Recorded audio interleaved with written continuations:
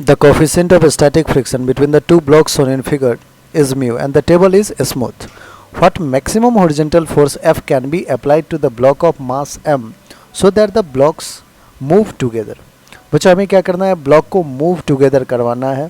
That means जो acceleration इस M block का होगा, स्मॉल एम का, वही एक्सेलरेशन कैपिटल एम ब्लॉक का होगा, है ना. दोनों को मूव टुगेदर करवाना है. आइए सबसे पहले अपन क्या करते हैं, स्मॉल एम ब्लॉक का फ्री बॉडी डायग्राम देखते हैं. जब कैपिटल एम ब्लॉक पे आपने फोर्स लगाया, ब्लॉक का मूवमेंट इस डायरेक्शन में लेट से हो रहा है, तो ये जो स्मॉल एम का ब्लॉक है इस पे बिकॉज ऑफ सूडो फोर्स इस पे मूवमेंट की टेंडेंसी किधर होगी, इस डायरेक्शन में. लेकिन सिंस दोनों ब्लॉक के बीच में क्या है, फ्रिक्शन फोर्स है, तो सरफेस क्या है, रफ है, तो फ्रिक्शन फोर्स क्या होगा, एम मास के ब्लॉक को इस डायरेक्शन में एक्ट करेगा जिससे कि वो क्या करे, मूवमेंट को रोक पाए और दोनों ब्लॉक एक साथ जा पाए. ठीक है ना. तो हम एम मास पे एक फ्रिक्शन फोर्स का डायरेक्शन बना लिया. क्या इस पे नॉर्मल रिएक्शन ऊपर की तरफ लगेगा, क्या ग्रेविटेशनल फोर्स एम जी नीचे लगा रहा होगा. ठीक है. क्या और कोई फोर्स है बच्चों, नहीं है. एक्सेलरेशन लेट से इस डायरेक्शन में.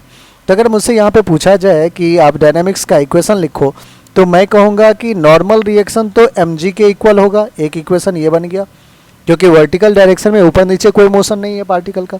और दूसरा इक्वेशन बन रहा है friction force F is equals to mass into acceleration A. अब बच्चों फ्रिक्शन फोर्स एफ को क्या मैं म्यू इंटू एन लिख सकता हूँ, which is equals to M into ए.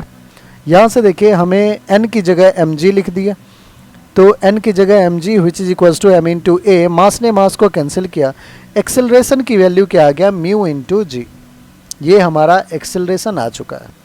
अब हमें क्या फाइंड करना है, हमें फाइंड करना है what maximum horizontal force F can be applied to the block of mass M so that blocks move together. अब इसी एक्सेलरेशन से हमारा जो ये जो बड़ा सा ब्लॉक है बच्चों एम मास का, वो भी सेम इसी एक्सेलरेशन से मूव कर रहा है. इस पर एक हॉरिजॉन्टल डायरेक्शन में आपने फोर्स भी लगा रखा है. क्या अगर फ्रिक्शन फोर्स इस डायरेक्शन में एक्ट कर रहा है स्मॉल ब्लॉक पे, तो क्या इस डायरेक्शन में इस कैपिटल वाले पे एक्ट कर रहा होगा. क्या और कोई फोर्स है, बिल्कुल नॉर्मल रिएक्शन ग्राउंड की वजह से ऊपर, और बच्चों यहाँ पे एम जी जो है वो नीचे एक्ट कर रहा है. ठीक है. अब देखिए एक नॉर्मल रिएक्शन फोर्स जो है वो नीचे भी लग रहा होगा, किसका, because of that smaller block. तो एन डैश कह देता हूँ मैं, और कोई फोर्स नहीं एक्ट कर रहा है. हमें देखिए एफ कैपिटल एफ की वैल्यू चाहिए. मैं कहूँगा F minus friction force F which is equals to capital mass M into acceleration A. Acceleration A बच्चों देखिए क्या सा पता है, एफ माइनस फ्रिक्शन फोर्स ठीक है, which is equals to mass M into acceleration क्या है, म्यू इंटू जी. अब देखिए फ्रिक्शन फोर्स तो आप यहाँ से कैलकुलेट कर सकते हैं.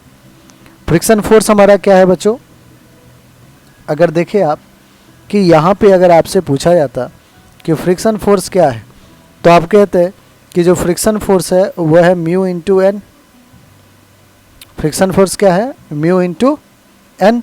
अब म्यू इंटू एन क्या हो जाएगा, एन तो यहाँ एम जी के इक्वल है, तो म्यू इंटू एम जी. तो फ्रिक्शन फोर्स तो बच्चों आपको पता ही है, म्यू इंटू एम जी. तो mu into a small M G which is equals to M mu G. ठीक है. अब देखिए यहाँ से एफ की वैल्यू क्या आ जाएगा, एम म्यू जी प्लस का म्यू स्मॉल एम जी. क्या सब कॉमन है, तो आप कहोगे कि म्यू और जी कॉमन है. म्यू और जी कॉमन ले लेंगे तो क्या आ जाएगा, एम प्लस स्मॉल एम. ये आपका जो है सो फोर्स की वैल्यू आ चुका है, mu g M plus M.